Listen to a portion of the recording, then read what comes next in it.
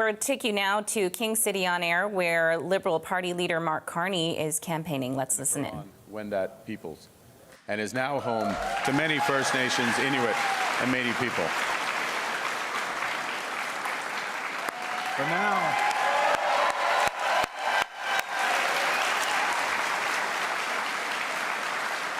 I want to thank all the students, faculty, and staff at Seneca Polytechnic here today. Thank you for joining me. Thank you for your energy, your enthusiasm at a very busy time for some of you. If I'm correct, this is the end of the 16-week extended seminar. It's ending next week. Tests are on the way. You're going to hit the books after this. I got to say, I know the feeling. I feel like I've been on a sprint for the last 16 weeks. I have a bit of a final exam coming on Monday myself, and that's what I wanted to speak about today. You know, a few months ago, a bit more than 4 months ago, I put my hand up to run to try to be your Prime Minister because I felt we needed big changes in this country. Big changes guided by strong Canadian values with the goal of building Canada strong. And after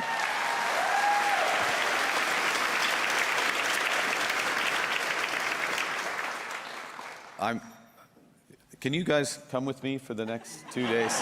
It would be fantastic. Yes, okay, good. It's going to be fun. After I was chosen to lead my party and our country, we got to work. And in just 9 days, we made significant progress on an ambitious agenda. We saw that homes have become far too expensive. You know this in the GTA. So we cut taxes on them, and we set out a strategy to build twice as many of them every year using Canadian technology, Canadian skilled trades, Canadian lumber. Yeah.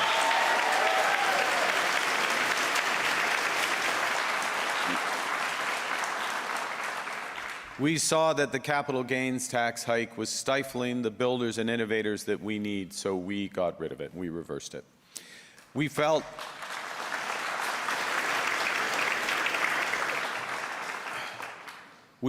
recognized that the consumer carbon tax was too divisive, so we eliminated it on day one, saving Canadians up to 18 cents per litre at the pump.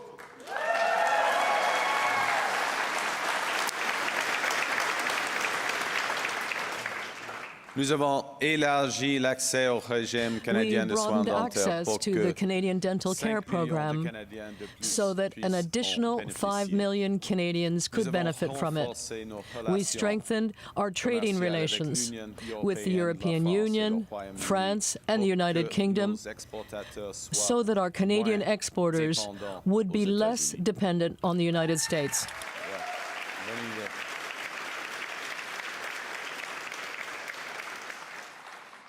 And at the end of my first week as Prime Minister, I convened a meeting of all the First Ministers of the provinces and territories, and together we decided to remove barriers to trade and labor mobility across the country, because we need a single Canadian economy, not 13.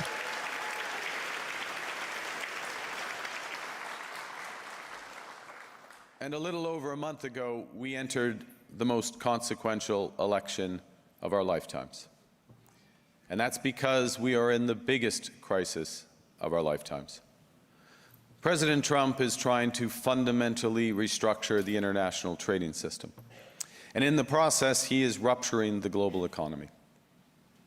Economic uncertainty has reached an unprecedented level and represents an impediment to investment. No investor wants to build a new plant or hire new workers as the threat of tariffs from the United States continues to weigh on our economy. President Trump has demonstrated the cost and the consequences of our democratic choices. President Trump has disrupted the global economy and betrayed Canada, the most loyal ally to the United States. les entreprises He is canadiennes. threatening Canadian Il businesses. menace les travailleurs He is canadiens. threatening Il Canadian menace les workers. économies de nos And he is retraités. threatening the savings of Canadian retirees. In a crisis, you have to prepare for the worst, not hope for the best. And this week, President Trump repeated his attacks on Canada. He said that he's not just trolling, that he means what he says. As I've been warning for months, America wants our land, our resources, our water, our country. President Trump is trying to break us so that America can own us. And while that will never happen, our world has fundamentally changed. Our old relationship with the United States is over. The system of global trade anchored on the United States that Canada has relied on since the end of the Second World War, a system, while not perfect, but one that has helped deliver prosperity for our country for decades, is over. That's a tragedy, but it's also our new reality. Our task now is to chart a new course for Canada. Ensemble, nous pouvons nous donner bien Together, que plus we can give ourselves que ce far que more les Américains than what the Americans can take away from us. Alors que les États-Unis As s'isolent, the United States Canada becomes pourrait isolated, guider le monde. Canada could guide the world. So how do we lead the world? How do we give ourselves more than the Americans can take away? Well, in a crisis, we must first distinguish between what we can change and what we can't. We can't change President Trump, so we need a leader that can stand up to him.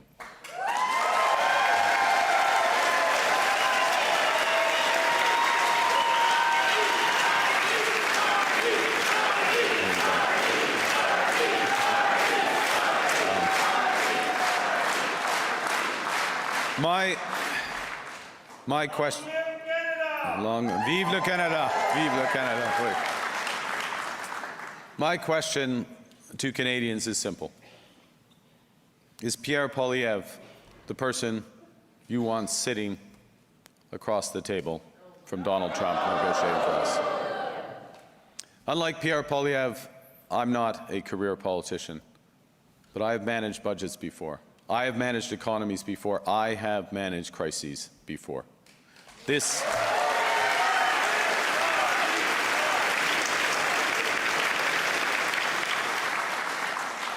is a time for experience, not experiments.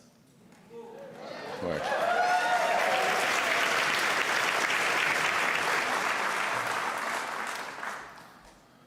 Dans une crise, il faut bâtir. Because in a crisis, we have to build, not tear things down. In a crisis, what is needed are bold actions, not old ideas. In a crisis, we must unite, not divide. We are masters in our own home. We can and we will control our destiny with the right plan. Because in a crisis, plan beats no plan. And to win in a crisis, we know that we must act with overwhelming force to overcome the anxieties that people feel, to break through the uncertainties that businesses face, and to replace what the crisis is taking away. That's what our plan for Canada Strong will do.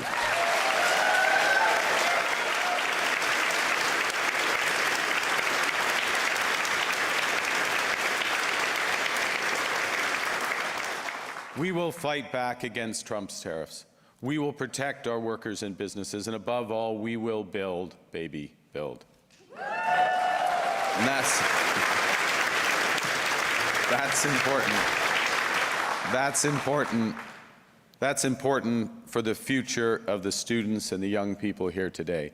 You deserve homes that are affordable, careers that are fulfilling, an economy that works for you and for all Canadians.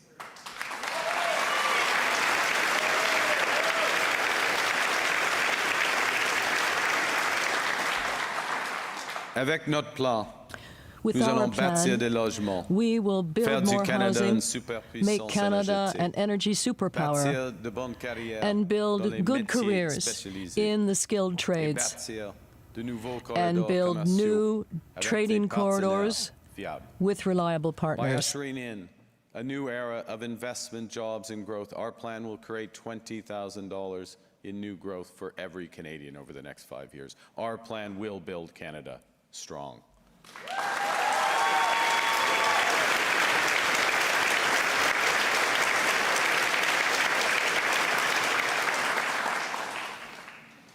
I've been traveling across Canada for the last few months since I chose to enter politics. And in that time, I've met so many kind and generous and hardworking and patriotic Canadians. There are many stories, but I'll mention one.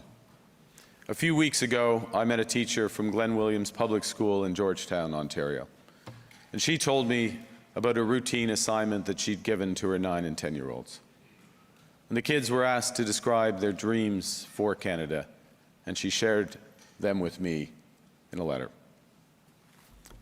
Some of the children wrote about a country free from poverty. Others dreamt of clean air and water, or a place where everyone enjoyed equal rights, dignity, and respect. But many of the children wrote about tariffs and the threats to our sovereignty, words that I had not met at that age. And to quote one of them that represented them, I dream of a safe, a kind, and a clean Canada, a Canada that is not the U.S.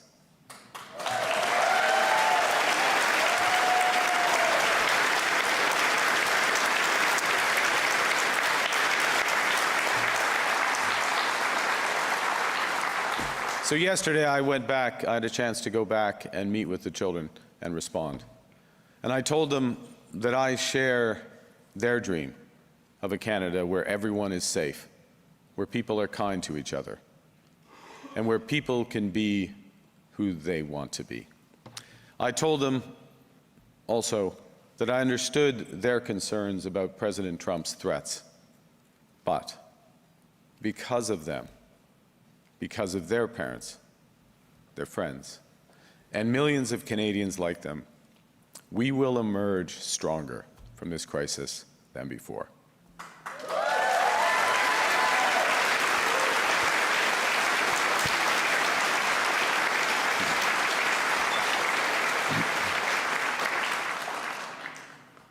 I told them that their ambitious dreams and their strong values are the foundations, the very foundations of a strong country, a Canada that's even better, a Canada that is worthy of their dreams.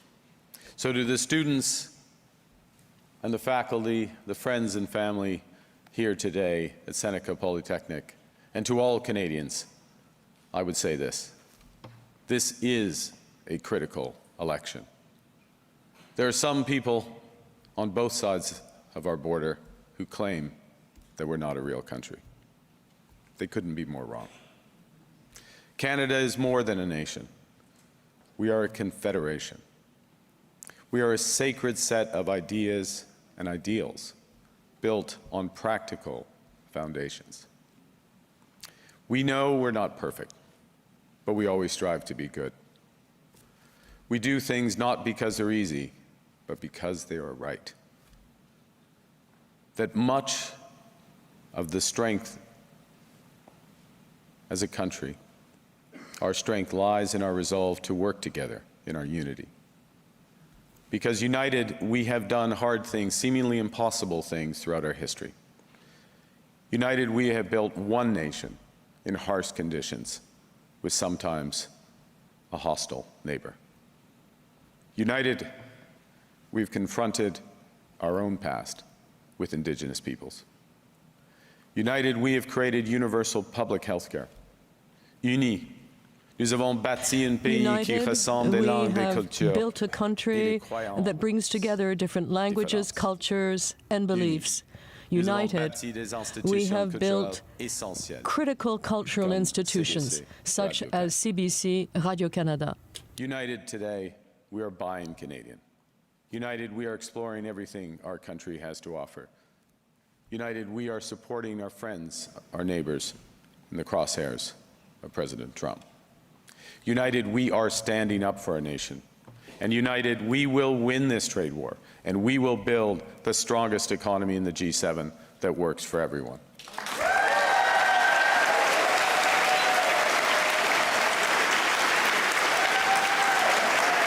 We will win. That's right.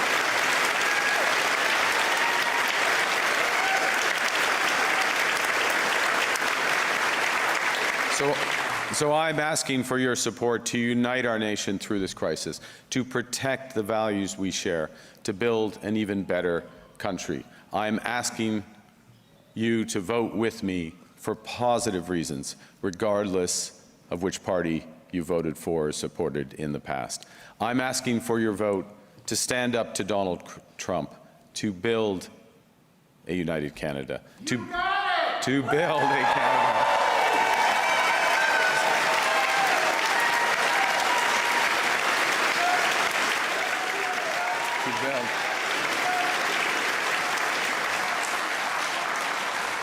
And we will build a Canada worthy of our values and bring our Canada closer to the dreams of our children.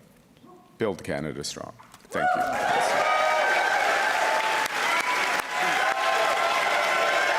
And with that, happy to...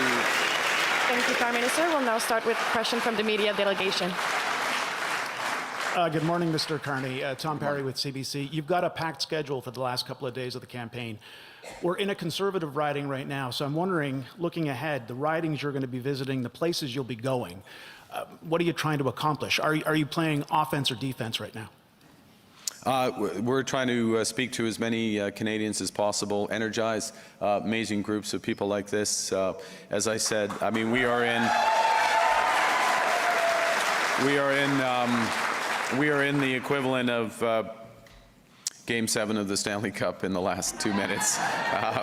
And it's all to play for and intend to leave everything on the ice. So many Canadians back. Next question. Thank you, madam. Oui, bonjour, Monsieur Carney. Hello, Mr. Carney, Radio-Canada. What is your biggest regret in this campaign? C'est un peu comme ma réponse de la dernière question. Perhaps my response to the last question yesterday. There were 1 million people, and I would have liked to speak to more people. We are a large country, and I wanted to speak to as many Canadians as possible, but it's a short campaign, and my regret is not having had the opportunity to speak to all Canadians. In terms of your conversation with Mr. Trump about the 51st state, do you think you could have been clearer with Canadians? Well, to me, what is important was the result of the call, and the result of that call is that there will be negotiations between our two countries that will begin next week between the Prime Minister of Canada and the President of the United States. That is important. A conversation about a global, comprehensive partnership and who will represent Canada in that discussion. Next question. Hi, Mr. Carney. Brian Platt with Bloomberg. In your remarks today, you said you're going to stand up to Donald Trump, that you're the best negotiator. But when you speak at rallies, you actually go further than this. You say you're going to win a trade war, that Canada's going to win in this. Are you setting an unrealistic expectation for Canadians about what's coming over the next year or two when you say this? I think Brian, there's a few things. Thank you for the question. The first is to put into context what's at stake here. If we just sit back, if we take what the Americans want, if we lose the negotiations, and I will use that term, if we lose the negotiation because we give them what they want, we will lose as a country. We will be damaged. We'll lose access to their market. They will do more damage to us. However, if we build this country strong, if we create one Canadian economy out of 13, that alone is bigger than the hit that we can get from the U.S. economy. But then if we go further and we double the pace of housing growth, we build clean energy, we build the energy transition and conventional energy as well, and we build out our very considerable trading opportunities around the world, we will give ourselves many multiples of that in terms of return. That's winning the trade war. Building Canada strong, that's winning the trade war. That's what we can do. Next question. Okay. Carney, Mackenzie Gray with Global News. Do you believe Donald Trump will leave office after he's done this term? I've got enough to worry about right now. Thank you, Mackenzie. Look, the president has an ambitious agenda for the U.S., and he's just getting started, and he has a long time to do it. I'm very realistic about what that agenda means for our country, and if I'm able to earn the confidence of Canadians and represent Canada, we'll focus exclusively on what's best for Canada. Yeah. The reason I brought it up is because at the debate, when Mr. Blanchet was talking about pipelines being built, he said that, well, Mr. Trump will be gone by the time they're built. You piped in and said that he may try and stay on. So do you think he will stay on past his term? You're listening very closely. Look, let me go to the comment about horizons for investments. Okay? No, but this is an important point. This is an important point. Do I believe I believe he'll respect the Constitution. How's that? Okay. En français, à ce moment-ci, At this point in time, qu'il va respecter I believe la Constitution he will respect the U.S. Constitution. Puis, but the point about investment quickly is we need to do things in the short, medium, and long term. But our ability to do things such as build big energy infrastructure in hydroelectricity and conventional energy pipelines, in your example, in that exchange. Those are goods in and of themselves, but they improve our negotiating position with the Americans. Having options, building options, having alternatives, the growth that comes from that, that's good in and of itself, as I just said, but it actually gives you leverage. So it's important that we come together and make those decisions, and that's one of the reasons, my last point on this, is that when we met as first ministers, so-called first ministers, the premiers and myself, and Prime Minister Legault, we agreed that we would focus on nation-building projects, identify and focus on those quickly. And that's part of what I would do if Canadians give me their confidence, which is to get to a position where we've identified the big projects we're going to do. So we get moving on those, but also we show the Americans that we're not waiting for the phone to ring. Okay, we have other work to do. And when they're ready to have a serious discussion, we'll have a serious discussion. Next question.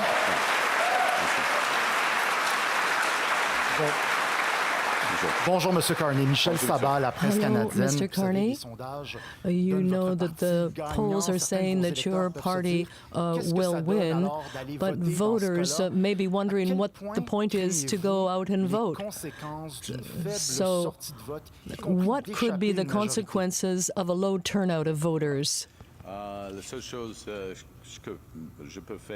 the only thing I can really do is speak to Canadians and get our message out, our positive message out to everyone. And at this point,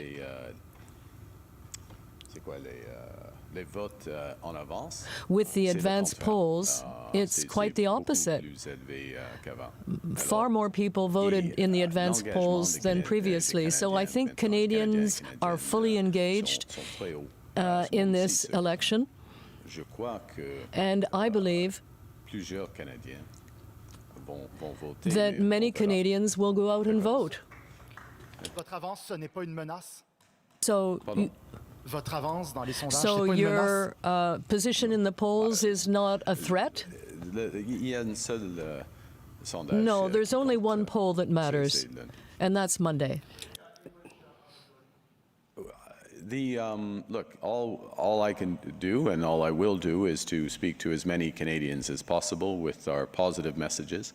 With respect to the participation, I just note the high level of engagement of Canadians on the ground in all forms of political activity, including in advanced polling, and expect that will continue.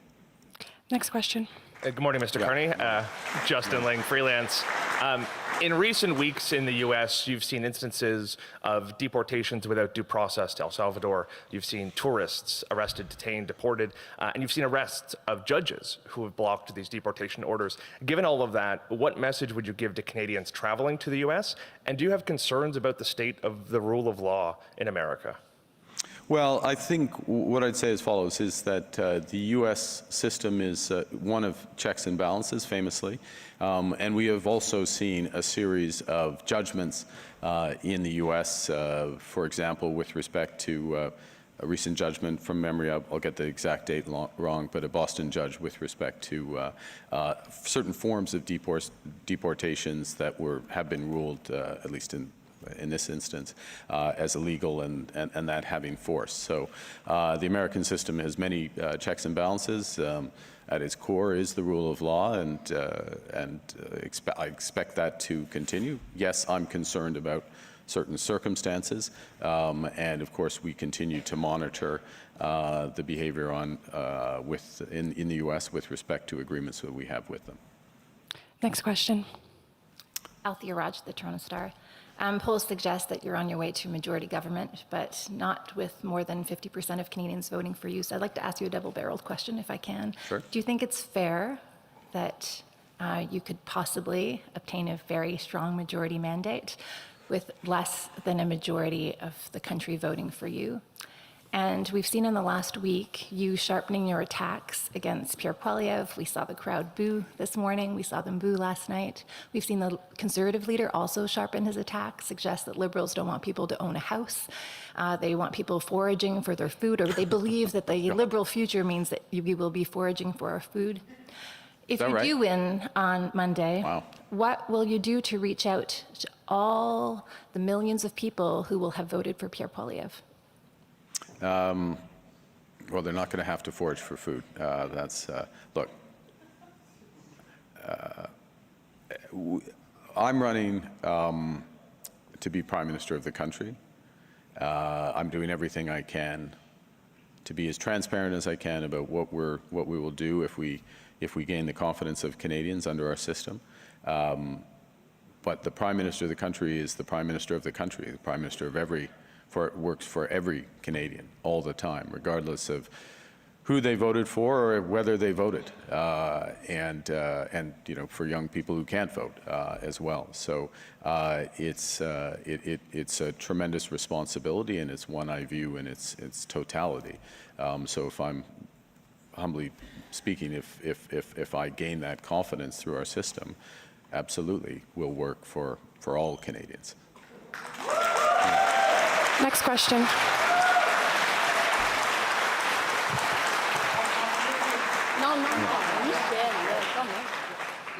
Bonjour, Mélanie Marie, La Presse. Hello, Mr. Carney. Yesterday, Mr. Blanchet said that Canada is an artificial country with no real meaning. What do you think of that, and what does that say about Mr. Blanchet? Well, it's up to other people to make a judgment about his comments. I reject them completely.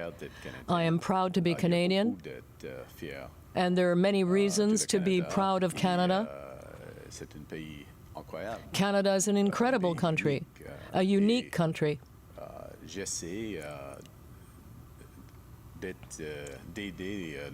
And I am trying to assist with the process by uniting our country. I don't want to divide this country. Well, it's for others to judge, to form their own opinion of those comments. I reject them completely. This is an incredible country. I'm incredibly proud to be Canadian. We have done incredible things, or those who came before us have done incredible things to create this kind, diverse, ambitious, humble country. And what I see and what I would look to be part of is this process that is underway of the country coming together, of unifying. And I want to support that, not divide. Next question. Next question. Alex Ballingall with the Toronto Star. You've talked a lot, basically at every rally, and this morning again, about how the United States wants to break us, own us, take our land, water, and resources. Is there a scenario, in your view, where they use or try to use military force to accomplish those goals? No. Short answer, Alex, is no. No. No. And if you could... No. Why? Why are you saying that? Il n'y a pas de scénario. Nous sommes en français, je commence en français. I'll begin in French. Non, il n'y a pas de scénario. No, there is no scenario, in my opinion, where the United States would use military force. Nous sommes encore des partenaires. We are still partners through NATO. There's Article 5 as part of the NATO Charter. I do think that, if I may switch back to answer the balance of your question, look, the U.S. is trying to put economic pressure on us to gain major concessions and to the extreme of a level of integration of our countries that would impinge our sovereignty. We have to be clear-eyed about this. This is what, these aren't just words. When I say in a crisis, you have to prepare for the worst. And the worst is that is the goal. Take what the president says literally. I take it literally. I always have. Others have said it's a joke. Others ignored it for months. Right from the start, I took it seriously. And because of that, that drives our actions. That drives the strength of our response to their tariffs. That's why we're one of the countries that are retaliating. That drives the strength and the ambition of the economic strategy to build Canada strong. And it will drive our negotiation. We'll be absolutely clear-eyed about the risk. There is a landing place here, but we will not accept anything less than what that is. Thank you. We'll take one last question from the media delegation before going to locals. Mr. Carney, Mike Lecouteur with CTV News. In your opening remarks, you said you have a big test on Monday. You've always said that you've been raised with humility as well. So with that humility, give yourself a grade on this campaign. Well, all the tests that I've taken, the teacher gives you the grade, and Canadians are the teachers in this circumstance. All right, we'll take two questions from local media. Tu veux en français? Oh. Non. C'est à vous, monsieur. Hi, PM. Mr. Carney, I just wanted to ask you, this is Shubi from iMedia. Okay. We wanted to know, when you become Prime Minister, what is it that you're going to do for Canada-India relations, as you know that they have been a little bit strained and stuff? So what is it that you're going to be looking to do? Well, so I'm just going to change the premise of your question, which is if Canadians give me their confidence and on Monday, and I become Prime Minister. Look, it's an incredibly important relationship, the Canadian-Indian relationship, on many levels. On the personal level, with Canadians, many deep personal ties, economically, strategically, very important. There are strains on that relationship that we didn't cause, to be clear, but there is a path forward to address those with mutual respect and to build out. And I'll say this, that from experience, that at this point where the world economy, but also the global system has been shaken and is being reshaped, countries like Canada, like India, specifically can play an outsized role in building an open, shared economy, shared ideas, a shared relationship.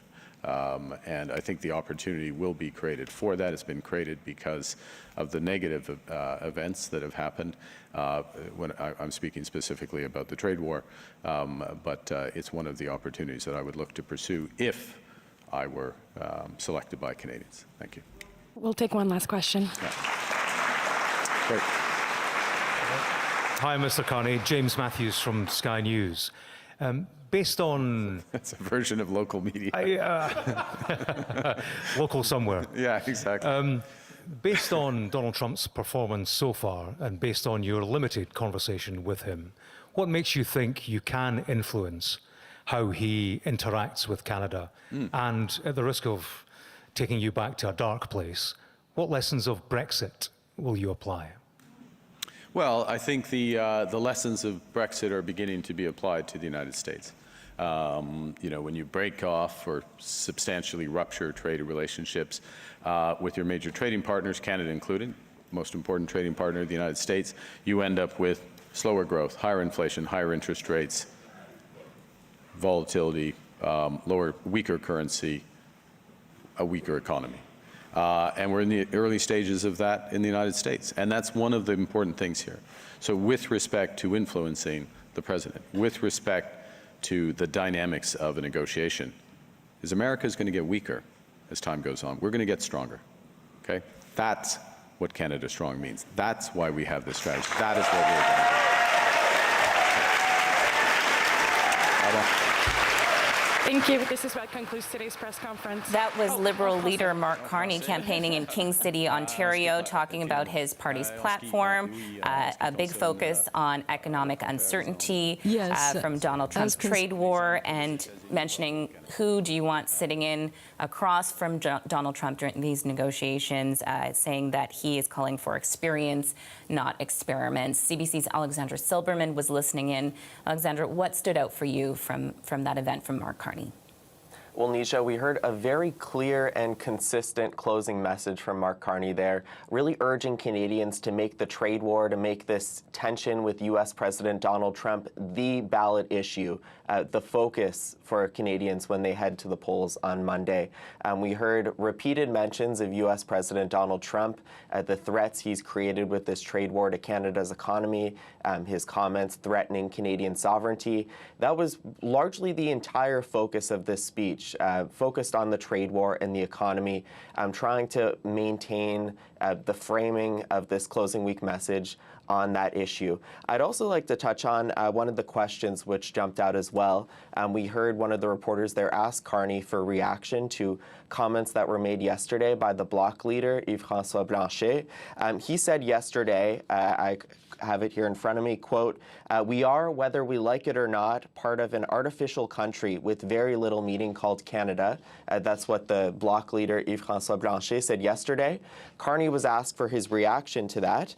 He said he rejects that idea. He rejects the idea that Canada is an artificial country, and says that he wants to be a leader who unites and not divides. So we should hear the Bloc leader asked about that a little bit later when he holds availability.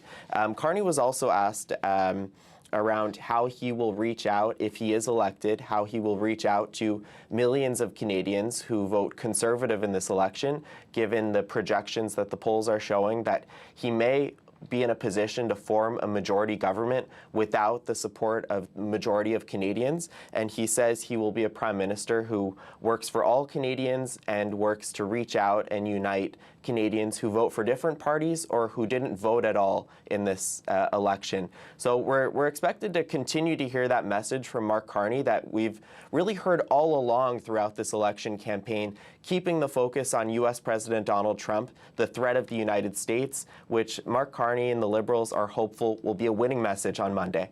Nisha? Thanks so much, Alexandra. CBC's Alexandra Silberman in Ottawa.